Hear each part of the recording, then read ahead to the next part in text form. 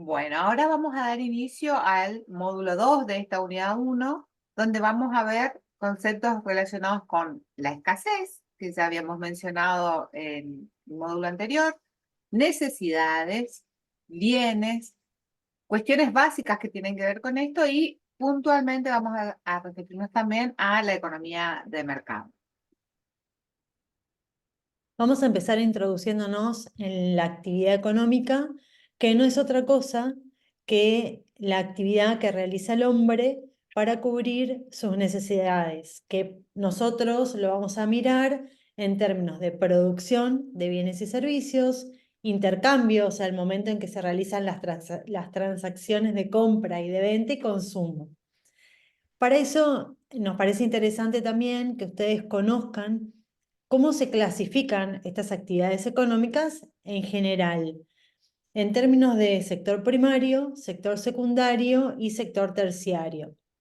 Las actividades que se incluyen en el sector primario tienen que ver con todas aquellas que son el contacto directamente con los recursos naturales, que nosotros llamamos extractivas de alguna manera, como la agricultura, la ganadería, la pesca, la caza, la minería, todo lo que está en contacto directo con la naturaleza. Porque Es por ahí todavía no tiene ningún tipo de transformación. manipulación, digamos, o de transformación por parte del hombre, ¿no? Exacto. Entonces, ahí entramos en el sector secundario, que es la instancia donde aparece la industria, las fábricas, la construcción, donde empieza a haber un modelado, una transformación de esas materias primas que se generan en el sector primario.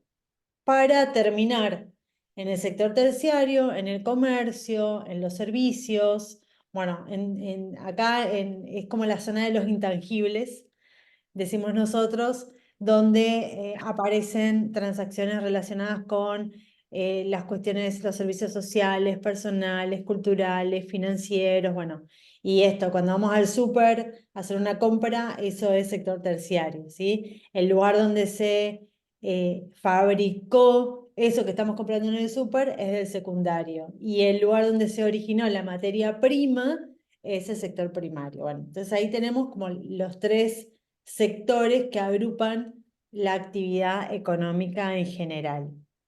Y que es interesante conocerlos porque también cuando nosotros hacemos el análisis macroeconómico, cada sector de la economía tiene su rol, tiene su participación. Entonces, debemos distinguir cuál es cada uno de estos sectores para después, posteriormente, cuando veamos puntualmente macroeconomía, podamos saber a qué nos referimos, sobre todo cuando hablamos en términos de PBI, que es uno de los conceptos más importantes, ¿no? Ahí va. Bueno, vamos entonces a introducirnos en esto, bueno, la actividad económica, ¿para qué? La producción de bienes y servicios, ¿para qué?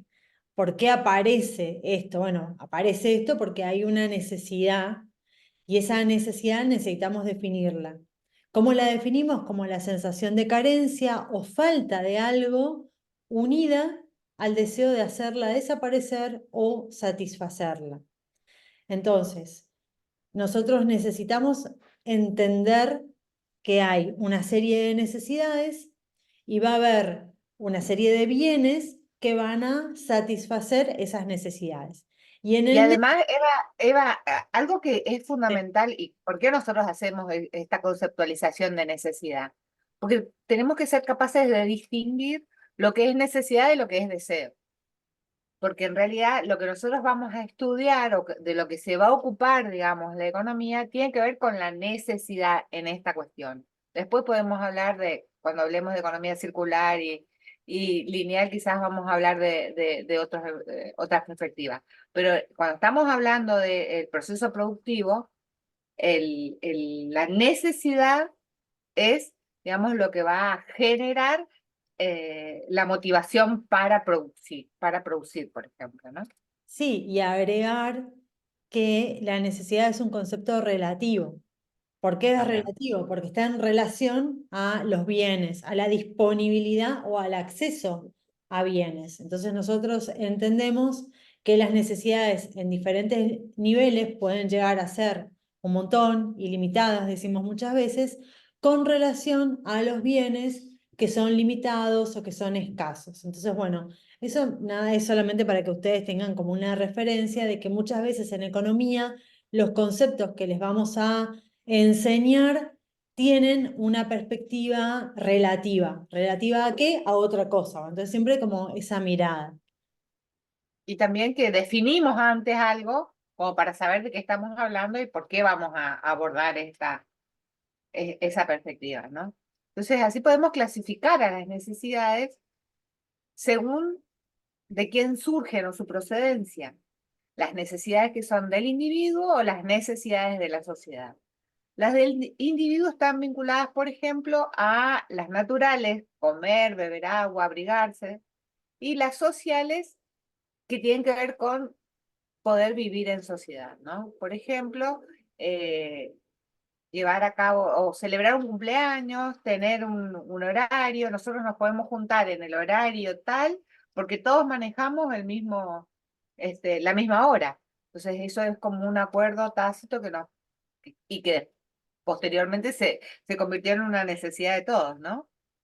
Eh, por otro lado, tenemos necesidades que son de la sociedad. Estas necesidades de la sociedad pueden ser colectivas o públicas. Colectivas cuando parten del individuo y luego se trasladan hacia toda la sociedad. Por ejemplo, el transporte, ¿sí? Cuando yo vivo, por ejemplo, en Villa Cabello y tengo que venir al centro, es una necesidad individual, pero si juntamos todas las necesidades individuales que necesitan trasladarse, vamos a encontrar una necesidad, que hay que satisfacer una necesidad colectiva.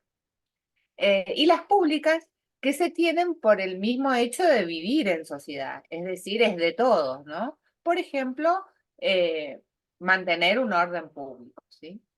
Según su naturaleza, también las necesidades pueden ser primarias, que están relacionadas con la conservación de la vida y que de alguna manera no se pueden estimular en términos de ampliarlas, ¿no? Cuando yo, por ejemplo, tengo hambre, como, no importa qué, pero me pasa el hambre y estoy satisfaciendo una necesidad vital. Tomo agua y tomo un vaso de agua y estoy bien. Por más que me pase 500 anuncios de agua para seguir tomando o para seguir comiendo, tiene un límite, ¿no? Y las secundarias o civilizadas tienen que ver con el bienestar de esa persona o de esa sociedad. Entonces tienden a aumentar o mejorar el bienestar de cada uno de los individuos. Y también pueden de alguna manera ser estimuladas por el marketing en ese caso. Y entonces ahí viene esta cuestión que recién hablábamos de confundir un deseo con una necesidad. Claro, ahí, bueno, yo pensaba cuando vos hablabas de las necesidades del individuo, las sociales, viste que no en todas las culturas se festeja el cumpleaños de 15, por ejemplo, ¿no? Por ¿O ejemplo, no? sí. Entonces, o las bodas de determinada manera, o los funerales de determinada manera. Entonces, cada cultura tiene su forma de, nada, de festejar o de homenajear, o bueno, determinados tipos de cuestiones, ¿no? Y Sí, sí, esto es así tal cual, como vos decís. Por ejemplo, una cosa que es sumamente ilustrativa, en la Navidad nosotros acá esperamos a Papá Noel y es el gran festejo esperar a Papá Noel. Y en España, si no, o sea, no estamos hablando de una sociedad que nada que ver con nosotros, sino en España, el Papá Noel no existe, o sea, no es que no existe, sino que no es el centro del festejo. claro.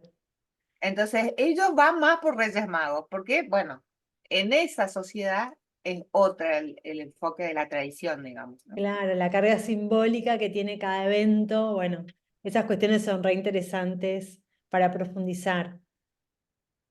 Bueno, y después tenemos otros niveles de clasificación, por ejemplo, según su importancia para la economía, surgen las necesidades que son económicas, que son aquellas cuya satisfacción requiere utilizar recursos escasos y la realización de alguna actividad económica. Y por otro lado están las necesidades no económicas, donde su satisfacción no requiere una actividad económica. Entonces tenemos como los dos ejemplos. cualquier tipo de bien o servicio es producto de una actividad económica, como nosotros vimos hace un ratito, como acá los ejemplos que aparecen, comer, el transporte público, etcétera. Y las necesidades no económicas, uno las podría pensar en términos de biológicas, ¿no? Esto de respirar, dormir, bueno, son cuestiones que no requieren un proceso económico para que surjan, sino que son O de necesidades. ser querido, de ser aceptado socialmente, digamos, esa parte no necesita de un proceso productivo, digamos, ¿no? Exacto. Y son Bueno, no económicos. ahí va. Y después lo que tenemos un concepto re interesante que es la pirámide de Maslow.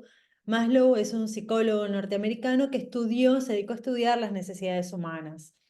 Entonces, él dice que las necesidades explican el comportamiento humano, ya que la única razón por la que una persona hace algo es para satisfacer sus necesidades. Entonces, esas necesidades son la motivación para actuar de una determinada manera o hacer determinadas acciones.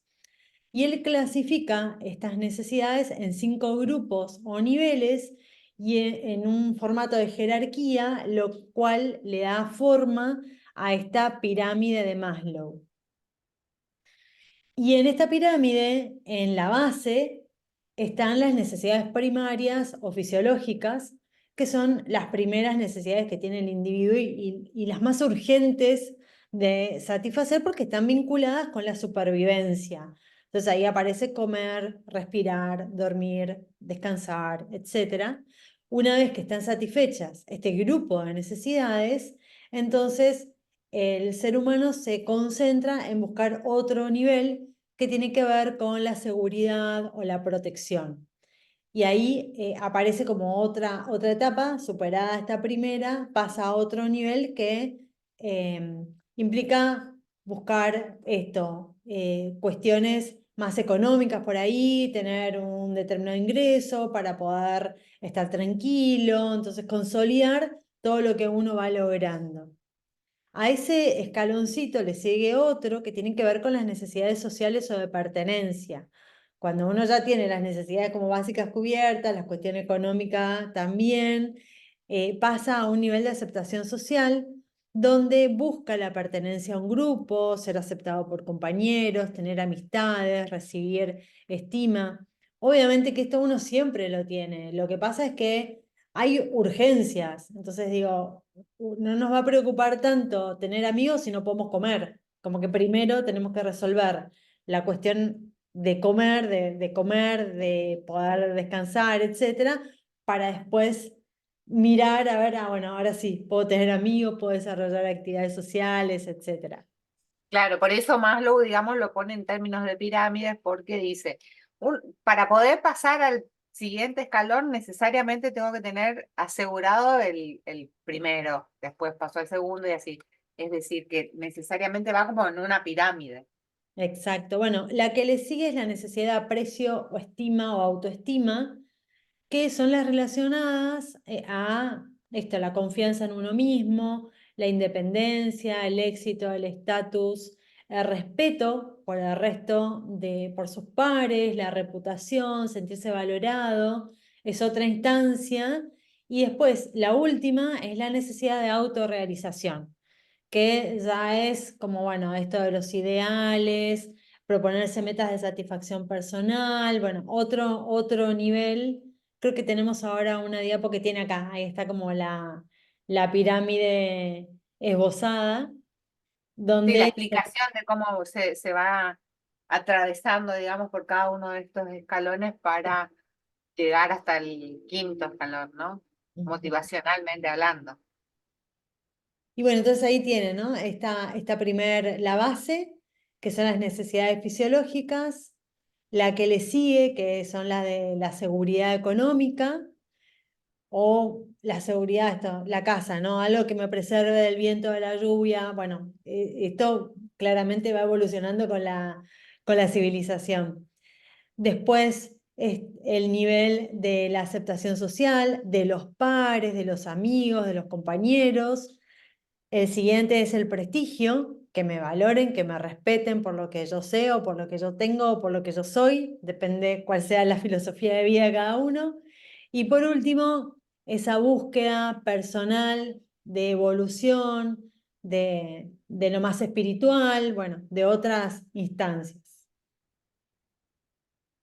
Sí, y también pensar en esta última, ¿no? En esta última, en este último escalón, eh, es como un escalón tan alto que quizás por ahí es, cuando llegamos estamos demasiado viejos para cumplirlo, ¿no?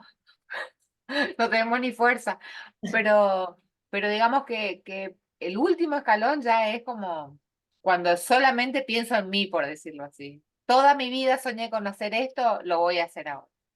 Claro, sí.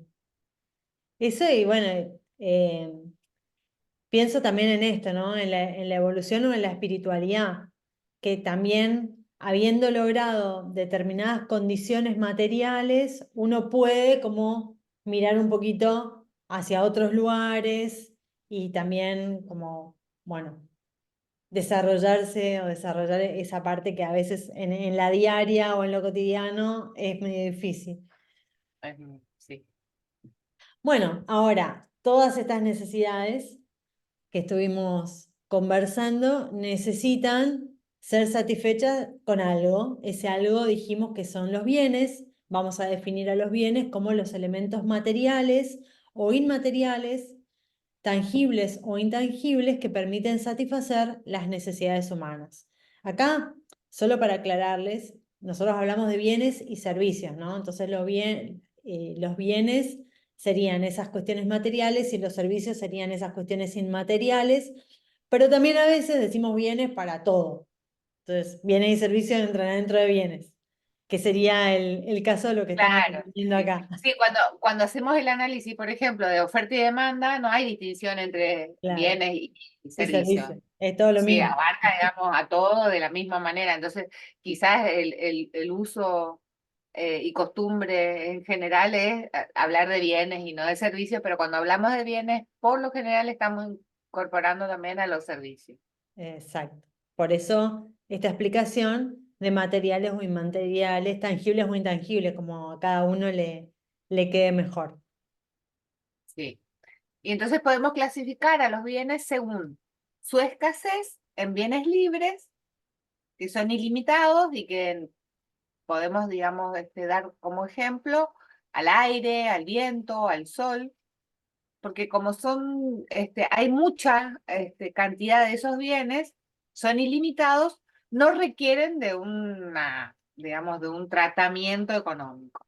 Y los bienes económicos que son escasos y en general el resultado de un proceso productivo al que se le puede también asignar un valor económico. Cualquier bien que se les ocurra y que le podamos poner un precio y que no necesariamente sea el resultado de un proceso productivo, pero por lo general sí, aunque sea de envasado, digamos, ¿Mm? es un bien económico. De que la economía se va a ocupar de los bienes económicos, no de los bienes libres, ¿sí? En el campo de estudio de la economía, los bienes libres no entran.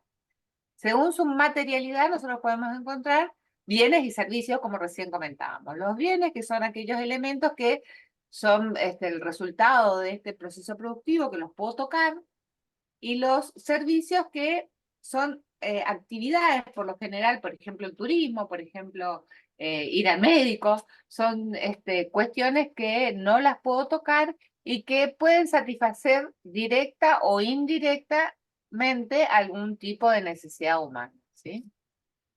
Exacto. Bueno, según su naturaleza, podemos dividir en bienes de capital y bienes de consumo, donde los bienes de capital son aquellos bienes que no van a satisfacer directamente una necesidad humana, pero que se necesitan para producir los bienes que sí van a satisfacer directamente una necesidad. Nosotros decimos que son las máquinas o las herramientas que se usan en los procesos de producción. Por ejemplo, bueno, una excavadora, un torno, una computadora, son elementos que te permiten producir otros bienes o servicios. Y después están los bienes de consumo, que son sí aquellos que satisfacen directamente una necesidad. Y ahí esos los podemos dividir en dos. En los bienes durables, que se pueden usar a lo largo del tiempo, por ejemplo, un coche, la tele, la heladera, y los bienes no durables, que en realidad se consumen con el uso. Por ejemplo, bueno, la comida, básicamente, cualquier tipo de comida, una vez que uno la termina, se acabó, no hay más bien de consumo, ¿sí?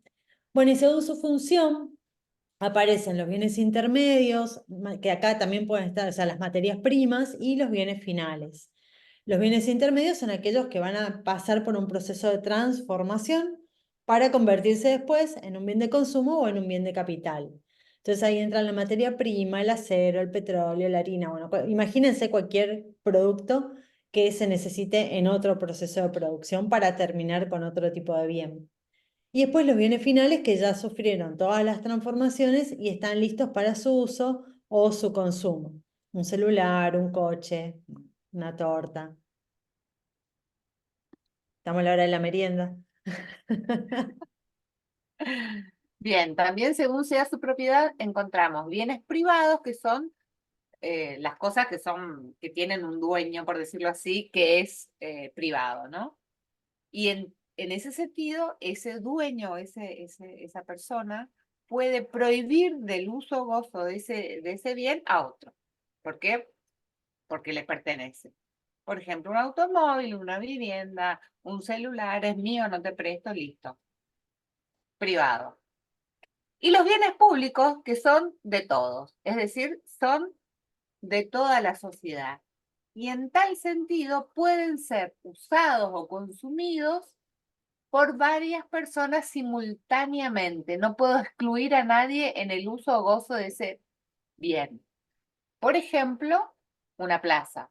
Por ejemplo, la educación pública. Yo no puedo excluir a nadie porque sí en el uso del bien público, ¿sí? No hay posibilidad de exclusión. Después tenemos otras clasificaciones donde podemos encontrar a bienes según su relación con otros bienes. En ese sentido son bienes sustitutos o complementarios. Los sustitutos son aquellos que reemplazan el consumo de un bien por otro. Y los complementarios son bienes que se consumen de manera conjunta, es decir, que yo para poder consumir uno, consumo el otro. Después también tenemos una clasificación de bienes en relación al ingreso que tenga la persona y en tal sentido se denominan o se clasifican en bienes normales o inferiores. Y una que falta ahí que es de lujo. Los bienes normales son aquellos cuyo consumo se incrementa a medida que al consumidor se le incrementa la renta o el ingreso. Los bienes inferiores son aquellos que cuando se le incrementa el ingreso al consumidor, los deja de lado, los deja de consumir y se pasa a otro segmento. Y los de lujo son aquellos que, bueno, cuanto más plata tengo, más accedo a ellos. Consumo. Ahí está. Bueno, ahora contarles que a partir de la producción y consumo de bienes y de este sistema capitalista que promueve especialmente el consumo, sucede algo que se llama proceso de expansión de las necesidades. Y es un concepto que describe cómo a medida que una sociedad avanza y mejora su nivel de vida, también sus necesidades aumentan. Y este fenómeno se refiere a esta tendencia que tenemos los seres humanos a desear una mayor cantidad y variedad de bienes y servicios a medida que tenemos más recursos o más ingresos o más posibilidades. Esto es un poco lo que Gabriela hacía mención hoy sobre el deseo, ¿cierto? Esto de estimular el deseo, que en general resulta muy fácil desde la utilización del marketing y la publicidad, que las personas nos interese cada vez adquirir más cantidad de bienes y servicios. Entonces, este proceso que tendría como dos etapas, ¿no? Una es que la sociedad va evolucionando y está, en teoría, cada vez mejor o con más poder adquisitivo, con lo cual en general queremos tener cada vez más cosas, o sea, ir como mejorando nuestro confort y nuestro estilo de vida. Eso por un lado. Y por otro, tenemos la influencia del marketing y la publicidad en este proceso que lo potencia, ¿sí? Entonces hace que sea más fuerte ese deseo de querer tener más cosas. Claro, y además que lleva a confundirnos, muchas veces es muy difícil de interpretar si es una necesidad o un deseo lo que tenemos, porque si nosotros pensamos en el celular, o sea, les cuento cuando yo era joven no existía el celular y vivíamos lo más bien, les aviso. Ahora, si yo me dejo el celular en casa hoy por hoy y me voy a trabajar, siento que me falta el aire. Entonces, ¿qué quiere decir eso? Que ya lo tengo como tan incorporado que se convirtió en una necesidad. Entonces, el marketing busca estimular eso para de alguna manera comenzar a incrementar la cantidad de necesidades que tenemos y de esa manera posibilitar el incremento del consumo, ¿no? Entonces, nos volvemos una sociedad consumista porque nos convencemos de que es una necesidad y lo terminamos comprando. Claro. De alguna manera se legitima porque estamos en una economía de consumo que es el producto del sistema capitalista. Para sostenerse el sistema capitalista necesita que haya cada vez más producción de bienes y servicios y para eso hay que consumir todo eso. Entonces se promueve y Ah, se estimula la economía del consumo. sí, Y otro ejemplo típico es el tema de los productos industrializados o, por ejemplo, los alimentos que están con muchos componentes químicos que tienen como adictivos, digamos. Entonces, yo no puedo parar de comer. ¿Por qué? Porque es como que lo mismo que tiene el producto me estimula a seguir consumiendo. Entonces ya no me estoy alimentando, no estoy cubriendo una necesidad, sino que estoy respondiendo al estímulo que me está generando la industrialización de esos bienes. exactamente. Bueno, entonces la economía del consumo lo que promueve es una economía lineal, que consiste en extraer materias primas, usarlas para producir objetos que se utilizan y después se desechan. Entonces aparece asociada a la economía de consumo, a la economía lineal, la cultura del usar y del tirar. Fíjense que muchas veces preferimos comprar una plancha nueva porque no tenemos quien la arregle, ¿sí? O cambiar algo en la casa porque no hay quien lo repare. Entonces, esto también tiene que ver con la baja cantidad de oferta o de propuestas para formar técnicos o los oficios, que antes era como muy habitual, que esté el zapatero, que esté el electricista, que esté el carpintero, bueno, entonces todos esos oficios estaban como enfocados en la reparación. Ahora ya no, ahora vos vas a un carpintero y te hace un mueble nuevo, no te arregla una puerta de un mueble que se te está cayendo. Entonces cambió la lógica de esos oficios y entonces vos tenés que descartar un mueble entero en vez de arreglar la puerta que está mal. Y bueno, Y muchas veces también la producción de los bienes con mucha tecnología tienen lo que se denomina la obsolescencia programada. Por lo tanto, yo, por más que tenga y cuide mi celular o la notebook o el Smart TV, resulta que en unos años ya se va apagando la pantalla, no me va sirviendo, no se puede actualizar el sistema, entonces sí o sí lo tengo que cambiar. bueno, la consecuencia de esto es que hay una explotación de recursos naturales. En general, esto sucede en países que están empobrecidos y producen alta cantidad de residuos que muchas veces son tóxicos. Entonces, esto es lo que uno se encuentra cuando hace una mirada sobre las implicancias de esta producción y este consumo excesivo de bienes más allá de lo que uno realmente necesita o la sociedad realmente necesita.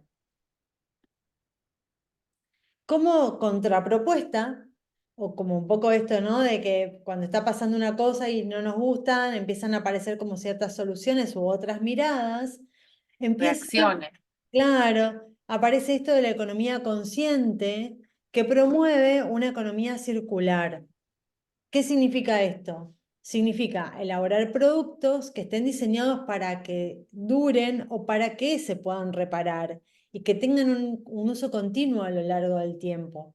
Y que cuando terminan puedan desarmarse y puedan ser reutilizados. Esto implica pensar de una manera totalmente diferente la producción, el diseño de los bienes que vamos a consumir, o sea, tener otra cabeza, ¿no es cierto?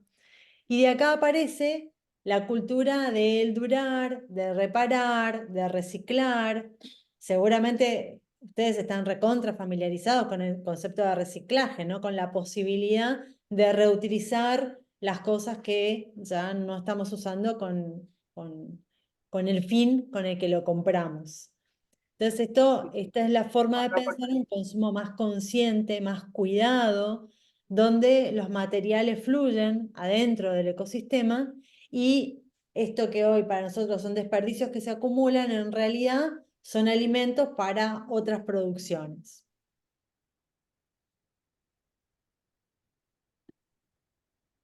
Bueno, acá hay algunos ejemplos de aplicaciones, desde cuestiones como súper básicas hasta otras más sofisticadas, que tienen que ver con la reutilización de materiales. Sí, un ejemplo también bastante poco común es ver muebles que se hacen de plásticos reciclados, ¿Mm? alambres, no, hilos tipo de plástico, que son con mucha fuerza, también son fuertes para determinados usos específicos, y bien, provienen justamente de las tapitas, de todo el plástico que se puede reciclar. Y también el vidrio, que muchas veces pensamos que no se puede reciclar, el vidrio también se recicla. Es decir, que tenemos que tener saber, digamos, cuáles son los materiales que efectivamente se pueden reciclar porque su degradación en el ambiente natural lleva muchísimos años Claro. y no, no lo vamos a alcanzar a ver, digamos. Claro, sí. Hay muchas empresas que empiezan a incorporar esto de, digo, no sé, hay fábricas de zapatillas que hacen las suelas con productos reciclados. Bueno, digo, está bueno. ¿Y qué dice? Y es un buen ¿Qué marketing dice? también ese, ¿no? Claro, sí, sí, es una forma también de que las personas que tenemos algún grado más de conciencia con el ambiente podamos elegir si Sí. compramos bienes que tengan productos o que sean el resultado de un proceso de reciclado o si compramos bienes con cosas nuevas, digamos, con materia prima desde cero. Entonces, bueno, como para repasar, acá la idea es pensar la economía circular como un círculo continuo, o sea, como su nombre lo dice, como un círculo continuo, donde los recursos y los productos se reutilizan y se reciclan constantemente, manteniéndolos en circulación. Entonces es un círculo donde el ciclo se alimenta a sí mismo en vez de generar desperdicio o generando mínimo desperdicio contra lo que viene siendo hasta ahora la economía lineal, una línea recta, donde los productos se usan una sola vez, se descartan y no hay posibilidad de reinsertarlos en un ciclo de producción. Entonces, como es un camino en un solo sentido que no te deja volver para atrás. Y lo bueno es que ahora lo saben, por lo tanto, ustedes van a elegir a dónde pararse. ¿Sí? Exacto. Ahora que lo sabemos, una vez que nosotros tomamos conciencia y lo sabemos, no podemos ser indiferentes. Tenemos que saber que estamos actuando en consecuencia, digamos, ¿no? Ya no puedo decir yo no sabía, ya están al tanto.